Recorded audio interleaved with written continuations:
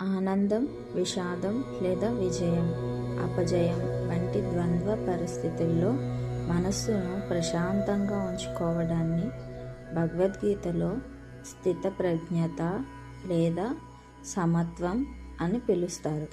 ఈ భావనను అత్యంత అద్భుతంగా వివరించే శ్లోకం 2వ అధ్యాయం సాంఖ్యయోగంలోని 48వ శ్లోకం నేను మీకు వివరిస్తాను. భగవద్గీత అధ్యాయం 2 48వ శ్లోకం.